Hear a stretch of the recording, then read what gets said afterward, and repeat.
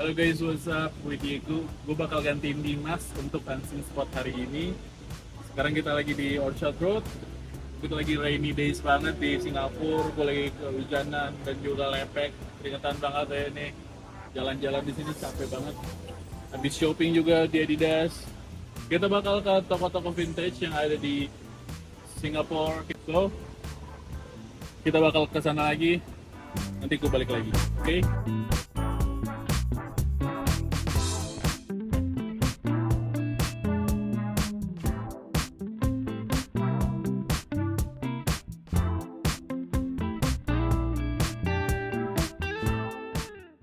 So yeah, back again with me. I'm Diego from Onceunseen, and I'm Isaac. And I'm FJ. Nice to meet you. from Loopgarms. Yes, sir.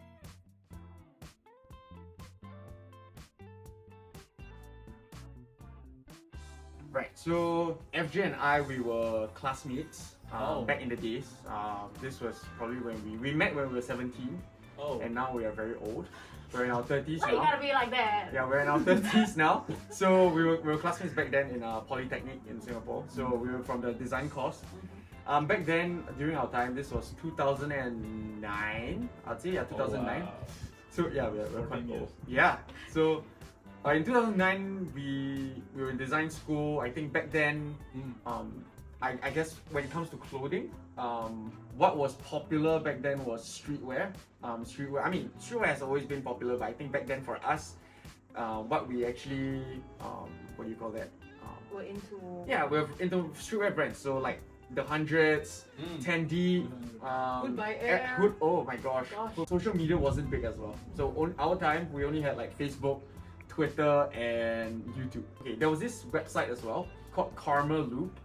So Karma Loop was this huge marketplace website where different streetwear brands get to put like their stuff on it and people can see. So we were like Grail. yeah, it's similar to Grill, but it's mostly like for brands. So brands get to put their stuff up there. Or even let's say if you want to start your own streetwear brand, you could try to get your brand into Karma Loop as well. Yeah. While watching all these like unboxing videos, along the side of the related videos, right, we saw 3 different YouTubers, all from America, from the States, talking about vintage like snapbacks. Right, so last time it was what, your Logo 7, your Logo Athletic, your starter caps, you know, stuff like that. When we first watched these videos, we were like, oh, okay, these guys are going to like thrift stores or secondhand stores to pick up all these stuff, and then they, you know, like Goodwills, Savers, the bins to pick up stuff. And then we were like, okay, that's interesting, but we weren't very familiar with like the, I guess, thrifting culture because it wasn't big back then. In Singapore, yeah, you have like Salvation Army, stuff like that, but it's not like huge. But not only do they teach you how to reshape, reform the hats, but they also talk about the history, you know? So it, I guess, made us fall down this rabbit hole of like researching. So from vintage snapbacks, we moved into vintage like vintage varsity jackets, vintage starter jackets. So I think one of our first ones was this 80s Miami Hurricanes starter jacket. Back then, okay, bear in mind this was like 2009, 10, 11. So the fit was like slim fit. Yeah. So everything I got was like XS. So this was an S. I mean, I wish I got it bigger so I could wear it now, you know. But so yeah, this Miami Hurricanes starter jacket, I got it off eBay. And then slowly, you know, we moved on to finding out things that are interesting, like movies, TV shows, anime, and then, you know, we found t-shirts. And once we graduated from Polytechnic, we went on a trip to Japan. That changed everything. The scene there was insane. You know, the people there were very enthusiastic, very passionate about the things they talked about. You know, and I told FJ like offhandedly one day, I say like, yo, you know, next time one day when we go back to Singapore, let's start something like that. But we were young, dumb, and broke. You know, back then we're just a dream you can just say, right? So after NS, after army, I went to uni. She went to uni. We went to work for a bit, and then we started when we were like 25, 26. So yeah. How do I know this is vintage? These all questions you can ask me. I got it in this one as well. Right. So like back, like when we said, you know, when we went to Japan, when we went to all these stores, I think aside from obviously the product, the stuff, you know, one thing really stood out for us will actually be the staff, the store owners and everything. They are so, what do you call that? I got it. Yeah. The staff, they're very enthusiastic. They're so passionate about the things that, you know, they're selling. And you see, the thing is, English is not their like main language, right? Or if they know that, okay, let's say you speak English, they will go out of their way to speak English to you, to explain to you the items. You know, even if it's broken, but you could tell passion is like undeniable. So I think that's what we wanted to have in store. And also, we like to talk to people, customers, and I can see that. having like a physical space allow us to have conversations, real conversations. I mean, yes, you could say having an online store is good because it's convenient, just website, maybe your storage, or even your room, you can sell things, but then everything becomes very transactional. You get what I mean? It's like, oh, new product, okay, cool, vintage, I don't know, Chicago Bulls tee, you know, or whatever. And then, cool, you sell it. But for us, I feel like the interaction is even more so important. And also, you could tell customers about like the story and history in person. Yeah. You know, and I think that's something that is you can't really translate through the digital space. And having a space for this past 6 years, we have so many, I guess, like famous people who came by. Oh yeah. Fall Out Boy Pete Wentz came to the store. Our childhood hero, look, he signed FJ's ticket 2007. Maybe the price is not. 2007 when Fall Out Boy first came to Singapore. Fall Out Boy. Yeah, and she cried because Pete Wentz signed, and Pete Wentz gave us VIP tickets to their concert. Oh wow, Yeah. that's so cool. He put us on the guest list. And we were like, oh my Crazy. god, dude, it was mad. So, and One OK Rock, you know, Japanese band, Yeah, One OK Rock. I know. The bassist came to the store. Oh, Yeah, wow. I wanted him to sign like our, but when I came, he already like left.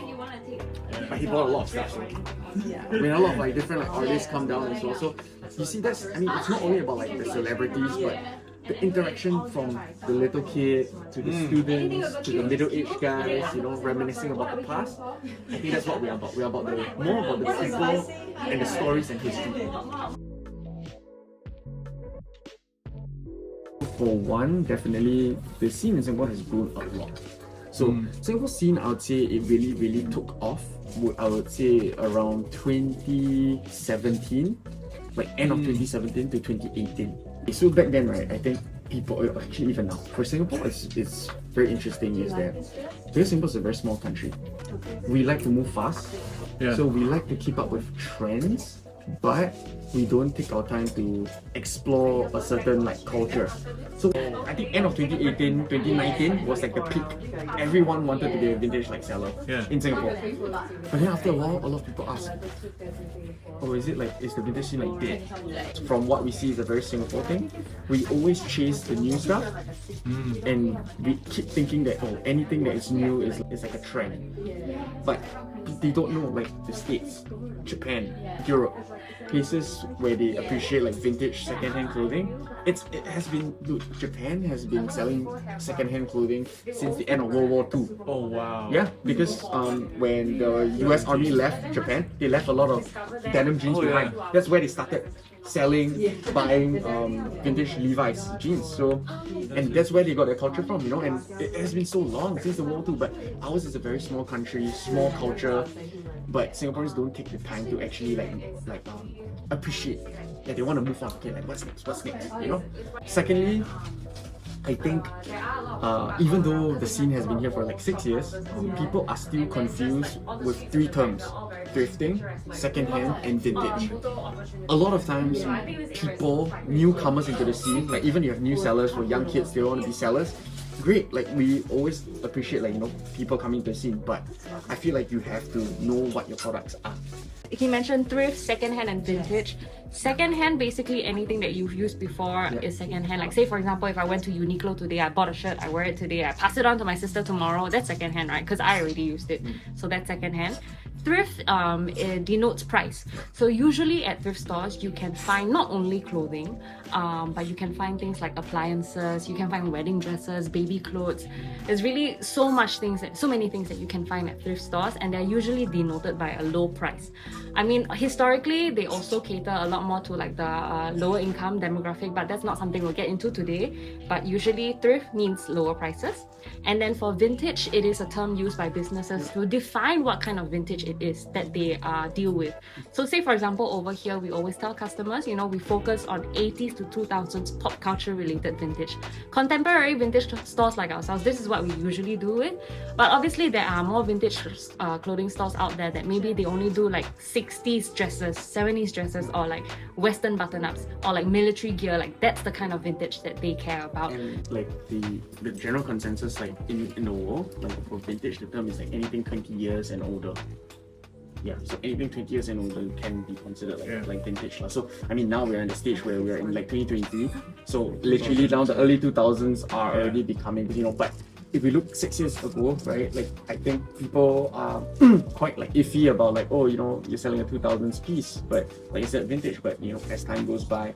And one thing I think to take note also, because the nature of our store is like a pop culture related like store, right? So a lot of times the items that have pop culture relevancy actually has more value.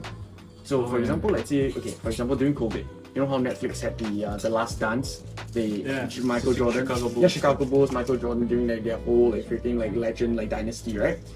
And during that period of time, dude, Chicago Bulls items just skyrocketed. You know, things that we used to sell. Dude, don't even see the rap tees. Even like you could find like the 3-peat tees or like, you know, 991, 992, 993. You know, and I think anything that is like Bulls memorabilia, Jordan, Pippen, Rodman, right? Anything, like literally even the most like, basic pieces. Last time maybe we sell like for 30, but at this stage, because of like the hype and everything, the prices the worldwide just went up, you know, and it's crazy. So what do I mean by pop culture relevancy? It means that if Spider-Man or, you know, Spider-Man came out with a movie, to people are looking for Spider-Man stuff, and then if you have a piece from the past, people are more inclined, you know, to actually like want to be like part of like the top, you know.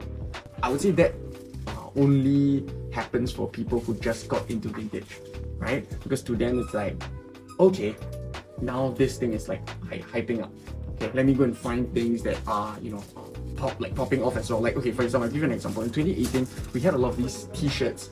It's called American Thunder. So, I'm wearing an American Thunder t-shirt. Yeah, so like the dragon and stuff like that with the lightning, right? So this is like a very iconic tee. But, you know, it's so funny because in 2018, we had a lot of these t-shirts, a lot of them. And we put it out for like good prices. This one now, it's like anywhere now from like, depending on price, Singapore is like from 85 all the way to like, you could have 200, depending on the print also. Last time we had so many, we had like such good prices on them. No one cared. Like no one cared about it. Okay, no, really. I mean, it eventually sold. But what happened in 2019? Travis Scott wore it. Exactly. He wore it for his Astro World tour. Everyone started asking us, like, hey guys, I remember you guys had like American Thunder tees. Like, do you guys still have it? I'm like, oh, we sold them like a while back really. Like, you know what's up? Then we realized like, oh, okay, because Travis Scott wore it, like everyone wanted to like hop on that, you know. And we were like, oh shit, like, that was one of the first times we realized like, okay, pop culture relevancy does promote like items lah, you know. But those are for like new like people who come in because they want to like, like I said, you know, they want to jump on like the hype. It takes a little bit more sharing for them to understand, you know, the beauty behind vintage, which is like the story and history. You know, but I feel like not most Singaporeans are not that kind that will take their time to understand like, you know, what's this, why the stitching tags and stuff. But for overseas customers, I would say people from especially like Japan, most like non-hype like interesting stuff. But I think even if like mainstream stuff that they pick out, like let's say like an Apple tee or like an old 80s like statement tee, you know, there are things that I feel like Singaporeans wouldn't like touch upon, you know.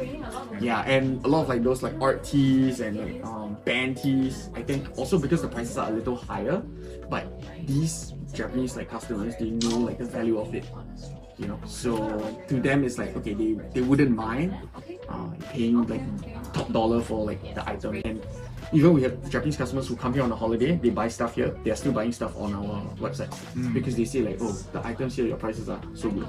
They will tell us like, oh, the t-shirts here like in Japan, this would be like 2 times the price. We have friends in Japan who are also vintage sellers. I met them and then they were scrolling my like Instagram. Then they pointed out like how much y'all selling this one. So okay, that shirt was Alice in Wonderland, the Cheshire Cat.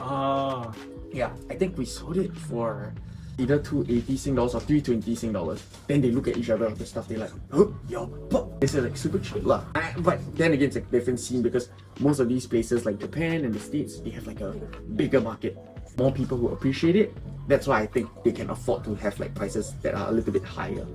So yeah, simple customers mostly I think need a little bit more filling in, like why is this? Yeah, you know? something in Indonesia. More of us look about the trends, not about the feelings towards the stuff. Yes, Yeah. exactly. You know, and that's beautiful because we have like kids who are like younger, and let's say they saw a movie tea. I remember one of the incidents was, you know, the movie Keanu Reeves was in Speed. Oh yeah, But Speed, yeah. yeah. So we had a Speed promo T-shirt, and then the guy was like telling us he used to watch the movie with his dad a lot when he was a kid, and it resonated with him, you know. And then he bought the shirt to know that these shirts are it's a part of history that they were wearing nostalgia, as we put. That's true. But I think a larger, so why I don't think it's a threat is because most